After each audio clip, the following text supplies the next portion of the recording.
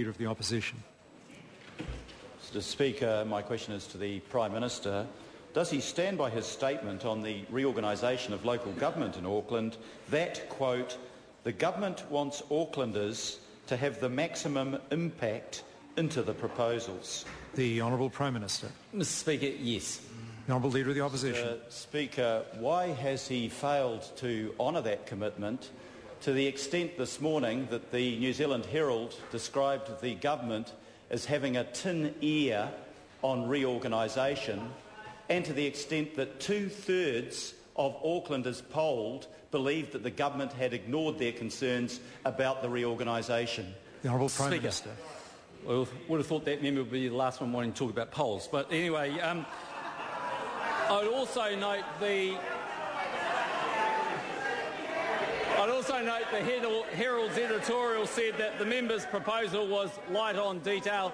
There's been extensive consultation with the public, and I'm sure the third bill, when it comes back from the Select Committee, will reflect that. The Honourable Leader of the Opposition.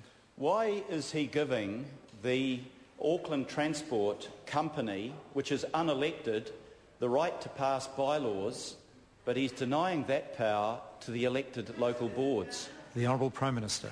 Mr. Speaker, because we think it makes sense actually for the agency to be able to set some initial parameters in relation to the local boards, and that is because over time they need to reflect those communities. And as that system plays out, I'm sure the Auckland Council will actually set new policies there. The Honourable Leader of the Opposition. Speaker, why is he imposing on Auckland the requirement to have council-controlled organisations when for every other council in this country they are able to make that decision for themselves? The Honourable Prime Minister. Mr. Speaker, well, for a start off, the Leader of the Opposition looks very confused when it comes to CCOs.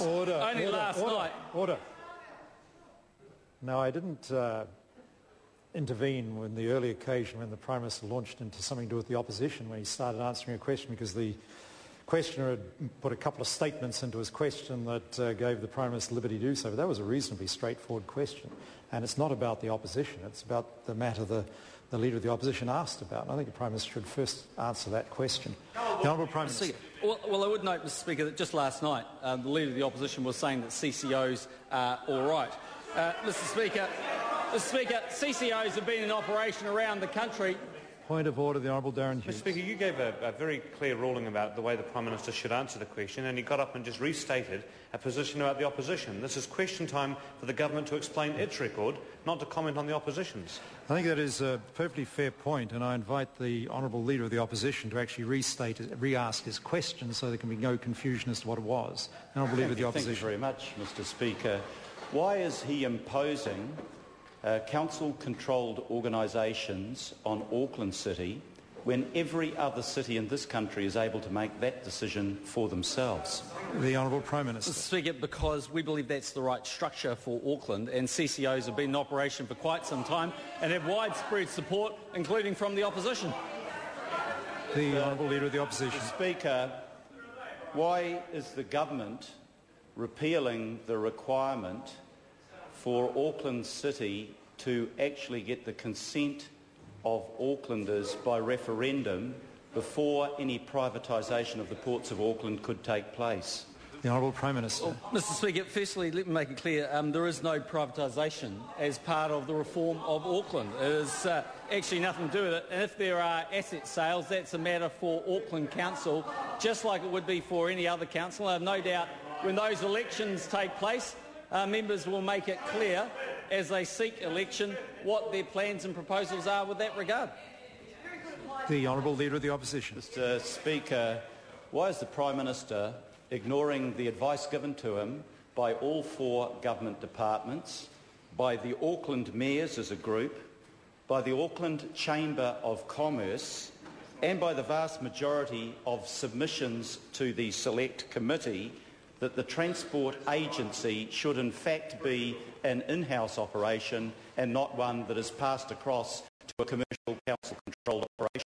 The Honourable Prime Minister. Well, firstly, we would reject that assertion, but secondly, what I have seen, I can tell the member, is that probably the most significant issue that Auckland faces is around transport, and there is a widespread willingness to see transport operating efficiently in Auckland, just as there is around the country. And I might add, I didn't see that member when he was in government ripping up the equivalent of the Transport Agency, which is exactly what the CCO is, the equivalent of.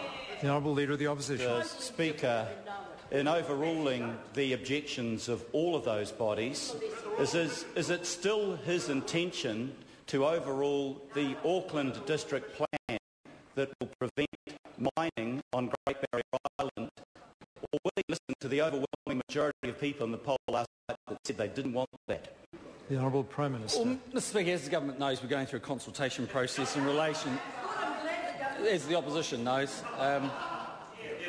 we are going through a consultation process when it comes to mining, and in due course I will be reflecting on that. Mr Speaker, all I can say is whether mining on Great Barrier Island is a good idea is yet to be proven, but what I do know is having the Mayor of Auckland sitting around the Cabinet is not a good idea unless you happen to be a Labor government, where that person would be an addition in terms of both IQ and quality